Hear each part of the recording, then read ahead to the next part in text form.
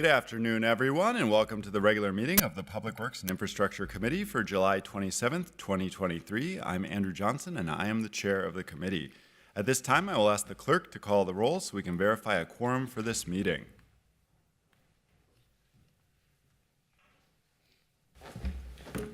Councilmember Payne. Present. Wansley. Present. Vita. Present. Chugtai. Present. Vice Chair Koski. Present. Chair Johnson. Present. There are 6 members present. Let the record reflect that we have a quorum. And with that, we have our agenda before us today. We do have a walk-on item. I will move to add this to the consent part of the agenda. And this item we originally had submitted as going to the Budget Committee, and after some back and forth and further reflection on it, since it's related to the sidewalk snow and ice removal pilots, where we've had this ongoing, continuing conversation in this committee, we did think it would be most appropriate for this item to move through this committee. So I will see if there are any comments or questions from colleagues on adding this to the agenda. Otherwise, all those in favor, please signify by saying aye. Aye. Those opposed, say no. The motion carries. And with that, we will move our consent agenda. There are now 12 items on the consent agenda, which I will read for the record. Items 2, 3, and 4 are approving appointments to the Central Avenue, East Street, and Uptown Special Service District Advisory Boards. And then items number 5 is setting a public hearing for September 14th to consider proposed 2024 services and service charges for the Downtown Business Improvement Special Service District, DID. Item number 6 is receiving and filing the 2022 annual reports and authorizing year-end budget procedures for several special service districts. Item number 7 is setting a public hearing for September 14th to consider 2024 services and service charges for 428A special service districts.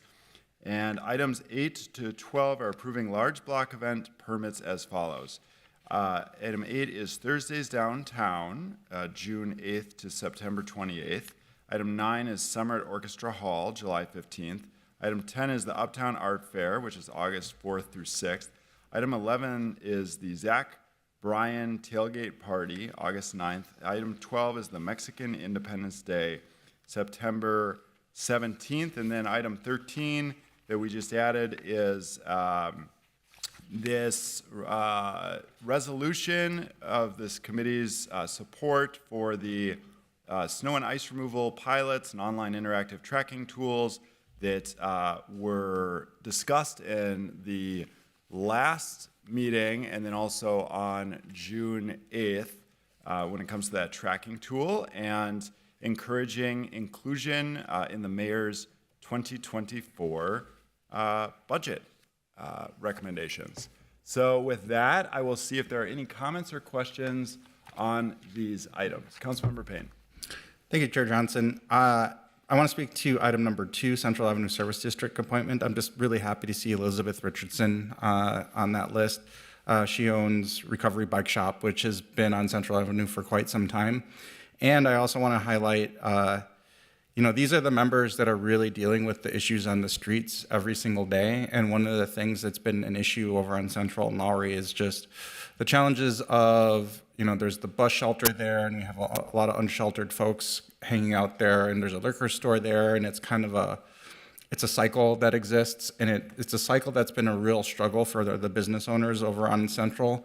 And I think there is an approach that we could take where we're leveraging our special service district, whether it's, modeling off of our downtown improvement district with the safety ambassador or some other type of program. But I just wanted to take a moment to highlight that there's a real need there. I can see our special service districts playing a role there. I've brought this up with our community safety commissioner before, and I'd like to, for us to start thinking about that as we're thinking about these service district appointments and ultimately approving their budgets towards the end of this year. I'm just trying to raise that flag as something for us to consider, but really looking forward to this appointment with Elizabeth Richardson. So thank you. Perfect. Thank you, Councilmember Payne. Any further discussion on these consent items? Not seeing any. I will just speak to item 13 that we added for a moment. I really want to thank the department for all their work on this big question over how we improve sidewalk, snow, and ice clearance, that through the multiple presentations, all the thoughtful discussion and work that went in, that so many of you, both in the room and outside of the room, have been a part of. I want to thank the committee for all the thoughtful discussion that has occurred on this, and I want to thank my fellow co-authors, Councilmember Chugtai and Wansley, for their work as well on this. And you know, as we're taking this up too, I wanted to note that I had reached out right after our last committee to the mayor's office to give them a heads up about this as well, and believe that this was well received, that this is the committee's hope and recommendation around this, and certainly this doesn't bind the mayor in any way from including it in his 2024 budget. We hope it is in there, of course, but look forward to seeing ultimately what ends up being in the budget and what comes forward around this issue and these other important public works issues. So with that, Councilmember Payne, any further discussion? Okay, perfect. All right. All those in approval of the consent agenda, please signify by saying aye. Aye. Those opposed say nay. That motion carries. Next, we will move on to our public hearing today, which is considering assessments for snow and ice removal from public sidewalks. Our first item today is a public hearing, and Director Anderson Kelleher, who will be presenting on this item. Thank you, Mr. Chair and committee members. Larry Matsumoto, Principal Professional Engineer, Transportation, Maintenance, and Repair, is presenting today. Excellent, thank you. Welcome, Mr. Matsumoto. Good afternoon, Committee Chair and members of the Public Works Infrastructure Committee. My name is Larry Matsumoto, and I am a Principal Professional Engineer with Public Works, and I am here to present to you the public hearing for snow and ice enforcement and recommend a passage of the resolution adopting and levying assessments and adopting the assessment roll for the sidewalk snow and ice charges for the 22-23 winter season on a list of properties dated June 1st of 2023.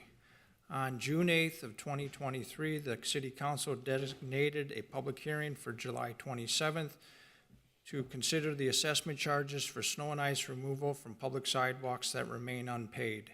Each winter season, Public Works enforces the sidewalk shoveling ordinance 445. For properties in violation of this ordinance, Public Works sends a notice to the property owner, and if the property owner remains in violation, then Public Works hires a private contractor to remove snow and ice on the sidewalk in front of the property. All property owners receive a bill for the completed work. If the owner does not pay the bill, the cost of work will be listed on the assessment roll and assessed to the property taxes as a special assessment on January 1st, 2024. A total of 1,313 violations occurred this winter season. If the property owner wishes to contest the cost of work, they can appeal at an administrative hearing. Public Works conducted 5 administrative hearings, 2 in person at City Hall and 3 virtual. There were a total of 93 appeals at the administrative hearings. If the property owner is satisfied with the determination of the administrative hearing officer, no further action is necessary. If the property owner wishes to contest the administrative hearing officer's determination, they may choose to appeal at a public hearing before the Public Works and Infrastructure Committee of the City Council. If the appeal is denied by the committee, then they may appeal to district court. This appeal must be made within 30 days of the adoption of the assessment rolls by the City Council. A list of properties and charges to be assessed will be provided at the time of the public hearing. The properties on the list to be assessed dated June 1st of 2023 and is on file with the City Engineer's Special Assessment Office. The amount to be assessed as special assessments principal is the cost of the removal work. The total principal amount of the proposed assessment on the list of properties to be assessed is $234,381.50. The assessments will be collected in their entirety in the 2024 real estate tax statements with interest. This concludes my presentation, and I am available for any questions. Thank you. Thank you, Mr. Matsumoto. I will go ahead and open the public hearing today. And we have one individual signed up, Will Grieger. Please come on up. We do have the 2-minute timer for folks. So we might have others in the room as well to speak. And Will, the floor is yours. Thank you for having this hearing today. My name is Will Grieger. I apologize for my informal dress. I did not know the procedure. I submitted a letter to the previous meeting in front of a judge to appeal my charge of 229 at my property, but the judge recused himself, so it was passed along to this hearing. I got this letter from the city for a bill for 229, and it says on Friday, January 6th, they received a complaint from my property, and on the 9th, there was a notification mailed to me to clear my sidewalks. On the 2nd of February, they inspected the property and it was still in violation, and on Thursday, that day, they hired a contractor to clear it, and I received my first correspondence on April 4th. The reason I appealed the charge of 229 is because I never received the first correspondence from the city, and if I had, I would have taken measures to ensure that I wasn't in violation. Every time it snows, I make sure to get out within 24 hours, like it says in the code, every time since I bought the house. Sometimes, though, and I was in violation here of allegedly, I don't think that it was a problem, but there was a crud that my snowblower doesn't lift up that you see all over the sidewalks in the city in the wintertime. I always made sure it wasn't slippery, thinking of people using the sidewalk, and then I go back inside. If I would have received the letter, I would have either bought a new tool to try to break up the ice, or I would have salted, but I didn't receive the letter. So I just want to ask if the fee could be reduced or removed. Thank you. Thank you. All right, let's see if anyone else is here to speak on this item today. If you haven't signed up yet, I see a hand in the back. Please come on up. And then afterwards, I will ask you to go and see our city clerk so that we can make sure we get spelling of your name and your address and all that information, okay? Sounds good, thank you. Welcome. My name is Joel. I'm here about my property at 1533 East 18th Street in Minneapolis. I received a citation for 229, also for the sidewalk. And what had happened was that morning I had removed snow from the sidewalk, but the snow trucks came over and pushed the snow from the street onto the sidewalk. So by the time I got home after work, there was just a huge pile of snow. And I actually did remove a little bit from the path. I had to pour so much salt on there. And I also called 311 to complain about it. I called my city inspector to complain about it, and all they said was, next time do it after the tow truck has come by, which is not feasible. So I did remove it, but I received the citations telling me that the snow needs to be removed across the entire width of the sidewalk. But by that time, it has already formed ice. And I think that because of the city's fault, they should take care of it. I shouldn't have to pay for that. All right, well, thank you. Appreciate that. And please, Sierra Clerk, is anyone else here to speak on this item? Anyone else? Anyone else? I'm going to go ahead and close the public hearing, and then I will see if there's any discussion on this item. And then I will also ask our staff if you could please connect with the two individuals that showed up today and speak with them about the circumstances specifically with their properties, if you'd be able to do that afterwards. Mr. Matsumoto?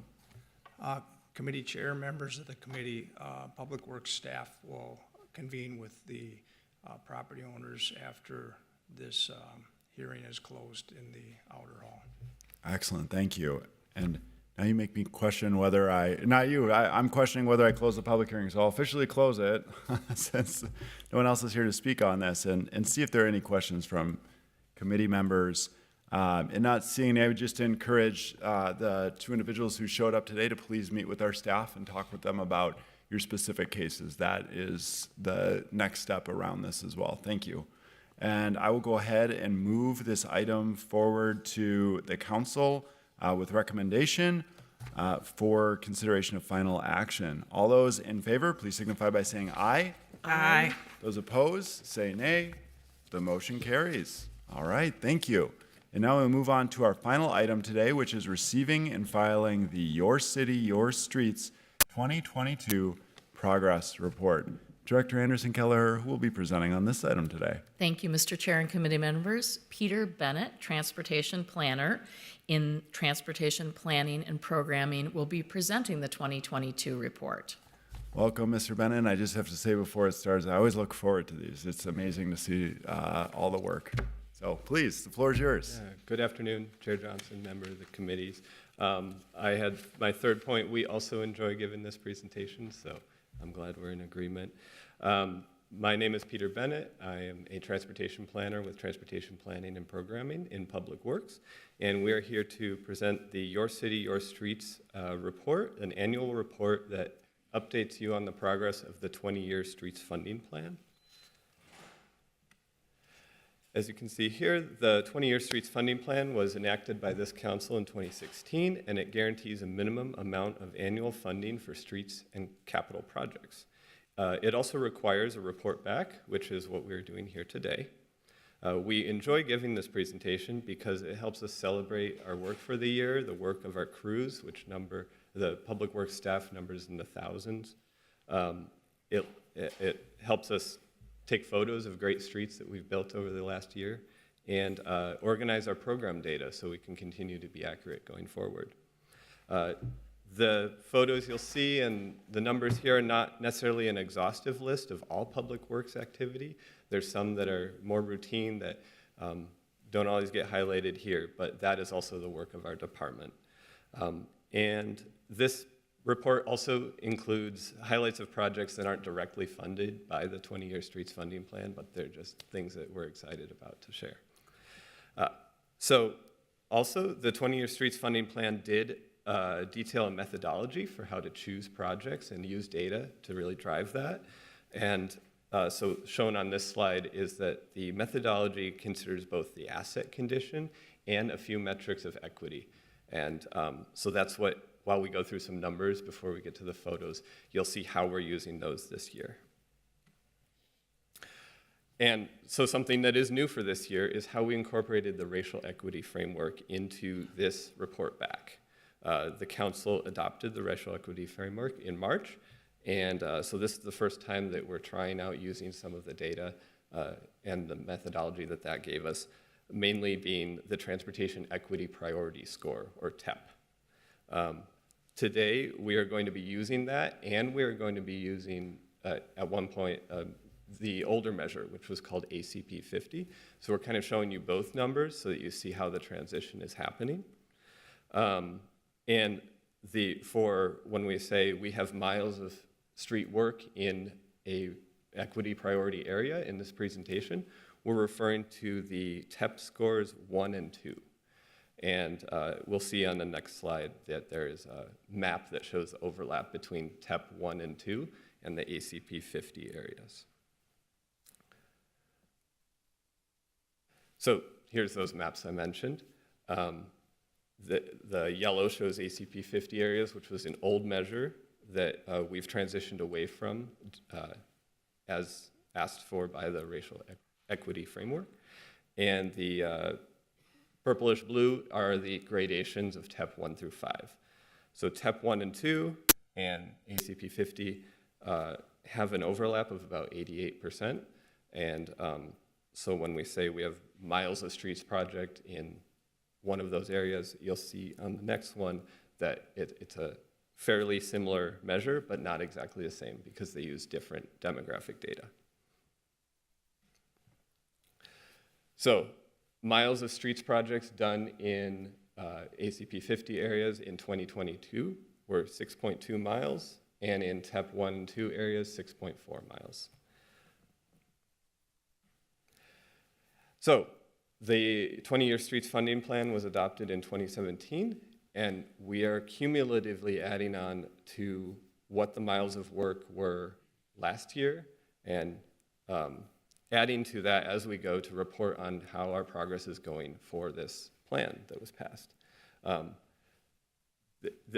Since 2017, there have been 228 miles of work done on all city streets in Minneapolis. Of those, 71 miles have occurred in an equity priority area, whether that was ACP 50 up until this year or TEP 1 and 2 as of this year. The 6.4 from the last slide is what was added to the 71 here. Again, working cumulatively since the plan passed, we have installed 33 miles of new protected bike lanes. These are either lanes or trails. 4,133 ADA ramps. For context, the city has about 18,500 ramps. 54 miles of pedestrian improvements. This includes either side of the street if there were improvements to the boulevards or sidewalks. And 1,304 curb extensions. We count a curb extension as any time that the curb has extended out from the street. So on one corner, there actually could be two going into either of the two streets, and that a typical four-way intersection could have as many as 8 curb extensions. And now we'll switch to 2022 alone.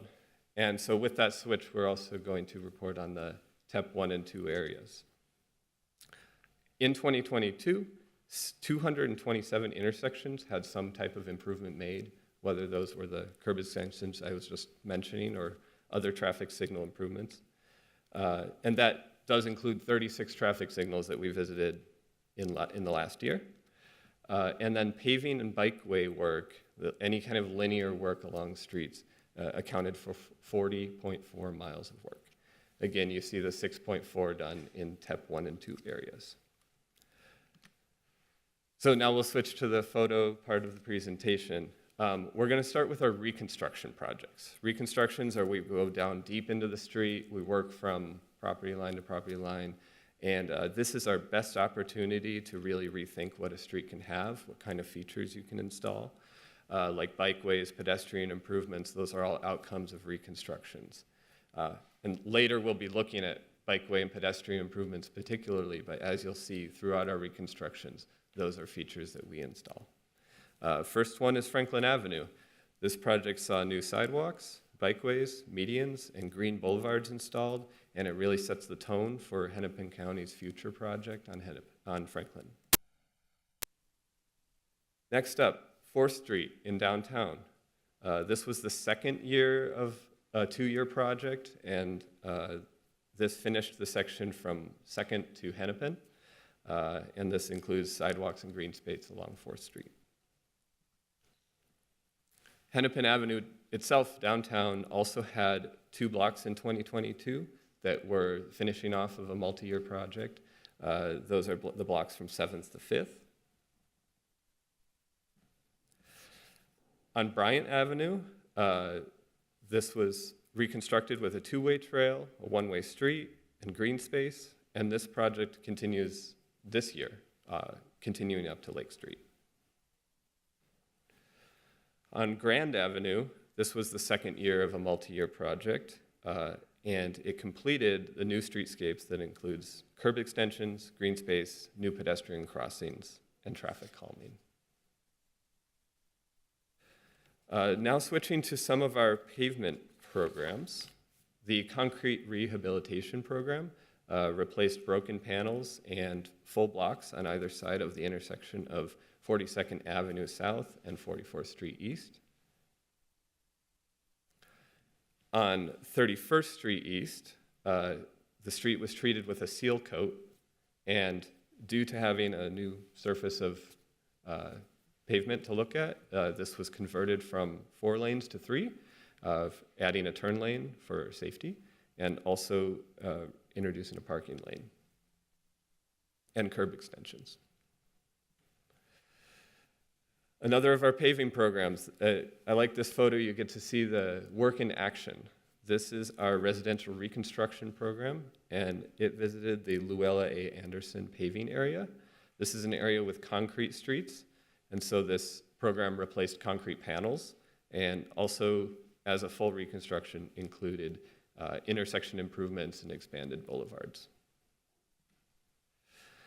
Now we'll turn to what we call cooperative projects. These are any projects where we work with our partners that are another agency, and the way we participate in those is either by cost sharing or by joining their design team, and usually both.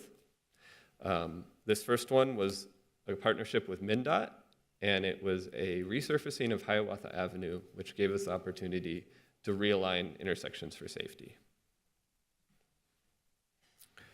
This is a project with Hennepin County on Weber Parkway and 44th Avenue. This was a full reconstruction by the county, and we were able to include more pedestrian-friendly streets and add a trail that creates a connection for the future Northside Greenway. And a partnership with Metro Transit finished up in 2022, while the D-line was completed with the final 10 stations, and it opened for service. Moving back to some of our public works programs, the bridge repair program did preventative maintenance on the Bloomington Avenue Bridge over Minnehaha Creek. And our traffic signal program, this is one slide to highlight all 36 signals that I mentioned earlier that they did work at. This is a unique intersection that has a pedestrian scramble where pedestrian crossings can happen in all directions at once, and currently the only one in Minneapolis. So, going back to a few numbers, we like to highlight what specifically we did that related to pedestrian work in 2022. There were 524 curb extensions built in that year. The last number you saw was cumulative. We did not have a sidewalk gap program this year. We worked on 3.4 miles of streets to do pedestrian lighting improvements. 0.8 miles were safety conversions, that's narrowing or reducing lanes for safety reasons. And 1,277 ADA ramps were installed. The curb extension and ADA ramp numbers went up in 2022, and one reason for that is there were some supply chain issues in previous years, and so we had a bit of a catch-up. So still working in the realm of pedestrian improvements, our Vision Zero program is one of the programs that really benefited from having materials get back in stock. And these are some examples of things that were done in 2022. A previous report by our Vision Zero program manager details with greater detail what the Vision Zero program did last year.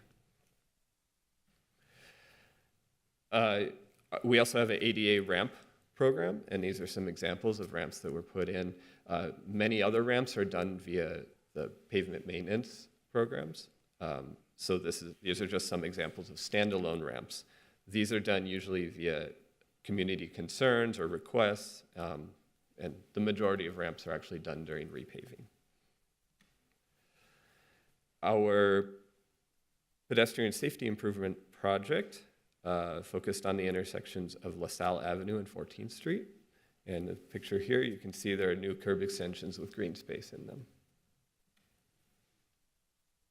Now switching to what some of the bicycle improvements we did in 2022. There were 12.6 miles of bike facilities that were installed. Of that, 7.2 are considered a protected bike facility. 3.7 miles of the 12.6 are in TEP 1 and 2 areas. Some of those improvements include that a section of the Midtown Greenway was resurfaced with smooth asphalt. A bike boulevard was installed on Queen Avenue. This uses a mixture of islands and circles, curb extensions and paint, shared lanes, and some trails even, to knit together a long north-south route. On Sunrise Drive and West 58th Street, resurfacing gave us the opportunity to install a protected bikeway. And on 40th Street, a two-way protected bikeway was installed not during a resurfacing project. And next, we'll highlight two different Safe Routes to School projects. This is a program that looks at school areas and making improvements based on having a safe walking and biking path to that school. At the Whittier Elementary School, bump outs were installed and also on a few nearby streets as well. And in the near north area, traffic circles and curb extensions were installed, and this was an opportunity to include a lot of new green stormwater infrastructure. And we'll finish with the last bikeway was on the border of Minneapolis and Brooklyn Center. This is on 53rd Street North, and it's a two-way bikeway on one side of the street. And with that, that concludes my presentation, and I'll stand for any questions or comments. Well, thank you very much, Mr. Bennett. It's just remarkable, all the work and progress, and it's so fun to see all of those photos. So I will see if there are any comments or questions from committee members. Councilmember Payne. Thank you, Mr. Chair. Yeah, I should preface this with I have a couple projects in my ward that got downgraded from reconstruction and pushed back a little bit. And one of the topics of conversation with some of my community members is around, and I'll speak specifically to 29th Avenue. We have a lot of ADA ramps going in, which is, there's been some like back and forth on whether or not the community would prefer to wait to do the work and have a reconstruction rather than a mill and overlay sooner.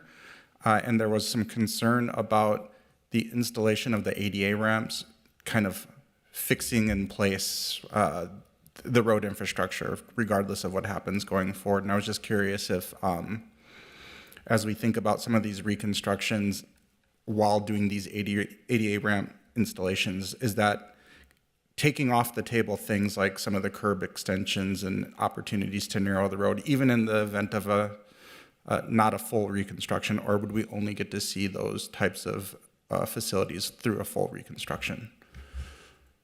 Mr. Bennett or Director Anderson Kelleher. Mr. Chair, Councilmember Payne, we're going to have Nathan Costner come up.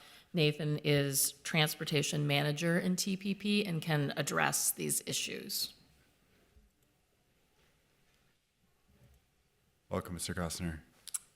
Chair, Councilmember Payne, in regards to your question about 29th Ave Northeast, we've worked very closely with your ward office and the neighborhood association, gone to many meetings to understand a lot of the concerns.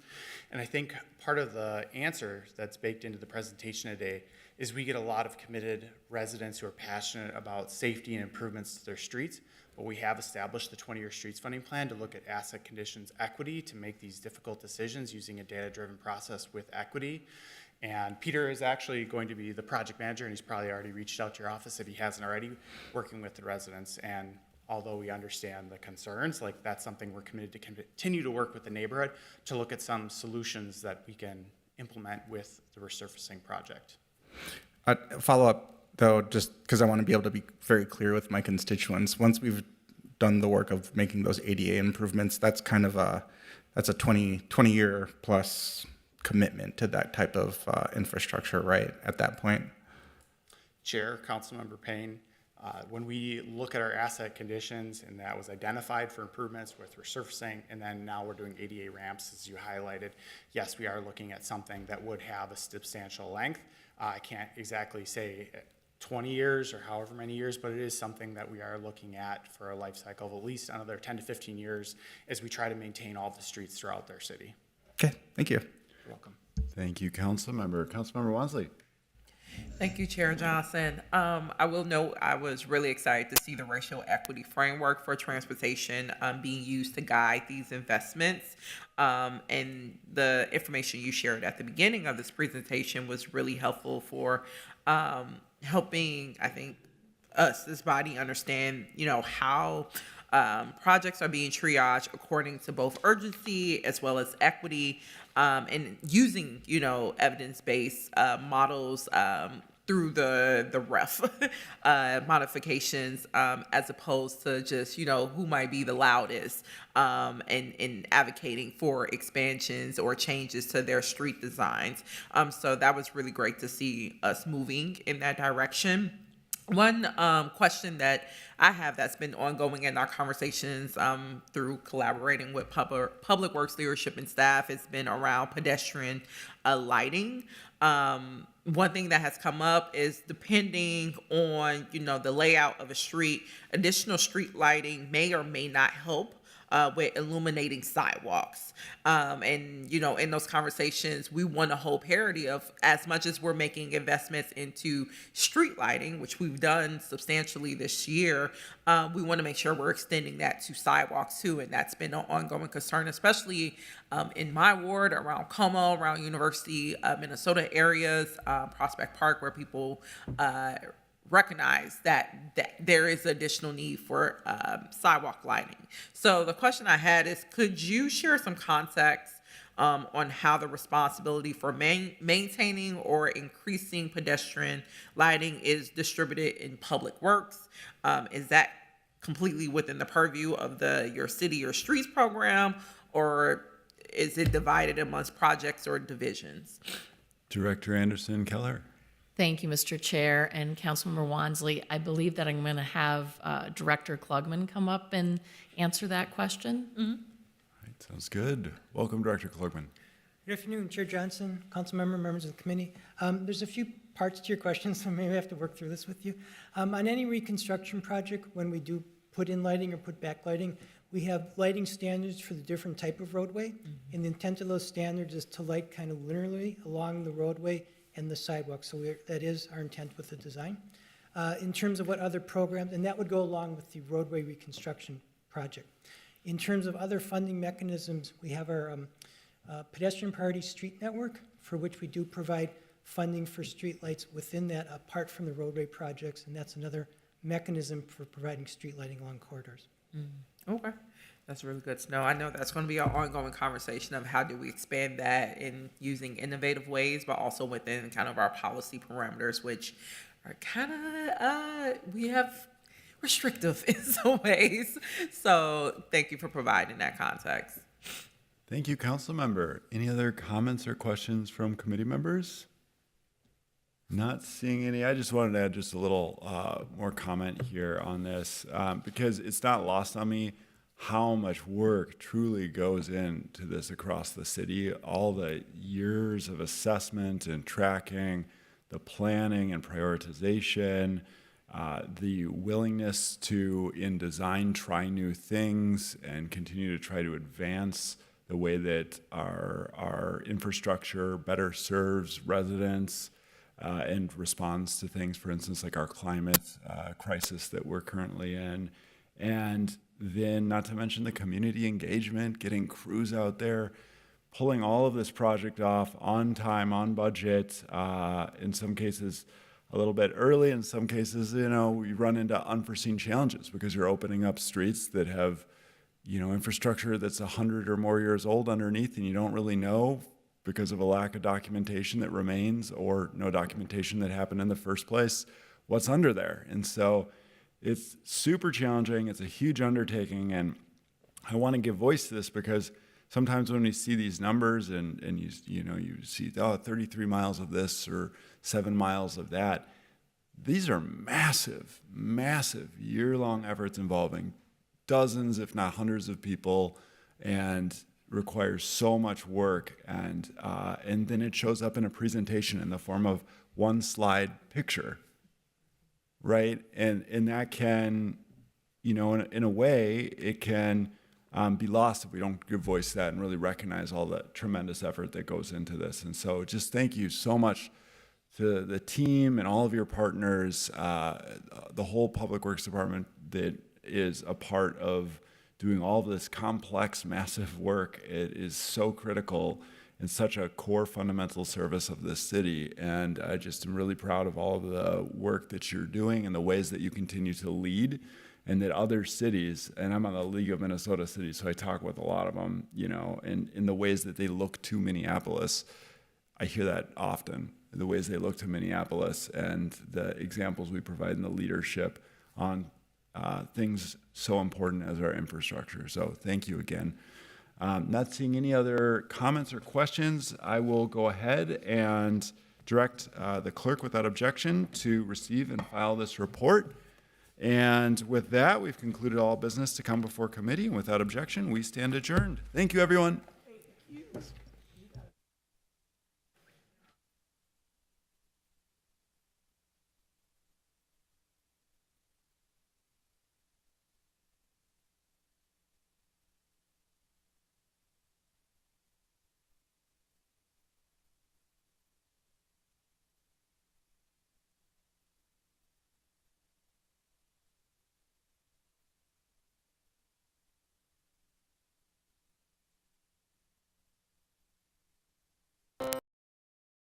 Work, it needs to follow some rules.